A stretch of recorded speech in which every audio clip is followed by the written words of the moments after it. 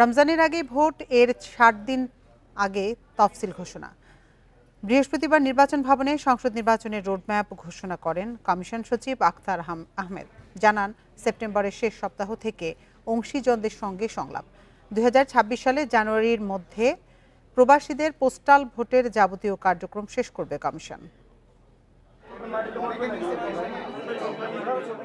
২৪টি কর্মপরিকল্পনা নিয়ে জাতীয় নির্বাচনের রোডম্যাপ চূড়ান্ত করেছে নির্বাচন কমিশন। তবে রোডম্যাপ চূড়ান্ত হলেও ভোট গ্রহণ বা তফসিলের তারিখ ঠিক করেনি ইসি। সচিব জানান, জাতীয় সংসদ ছাড়া অন্য কোনো নির্বাচন নিয়ে ভাবছে না ইসি। ভোট গ্রহণের তারিখের ৬০ দিন আগে আমরা তফসিল ঘোষণা করব।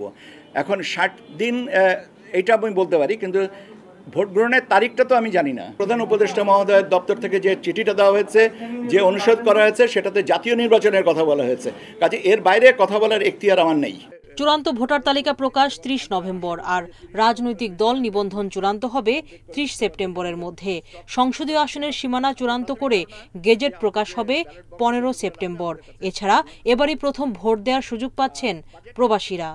যখন অংশীজনদের সাথে আমরা আলোচনা হবে, তখন তাদের যদি কোনো মতামত থাকে আমাদের নিশ্চয়ই বলবেন।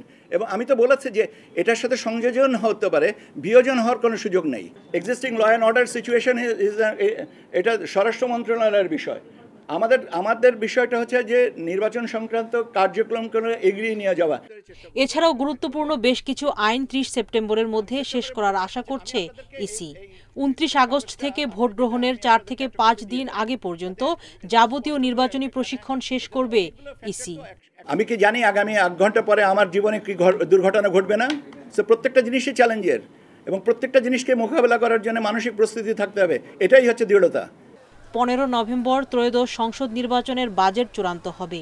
নির্বাচনের ম্যানুয়াল, নির্দেশিকা, পোস্টার মুদ্রণ একই সময়ের মধ্যে। আইন শৃঙ্খলা পরিস্থিতি নিয়ে প্রথম সভা ২৫ সেপ্টেম্বর। নির্বাচনী সরঞ্জাম সংগ্রহ ও বিতরণ সম্পন্ন হবে ডিসেম্বরের মধ্যে। সুলতানা জাহান মিতু, ইন্ডিপেন্ডেন্ট নিউজ, ঢাকা।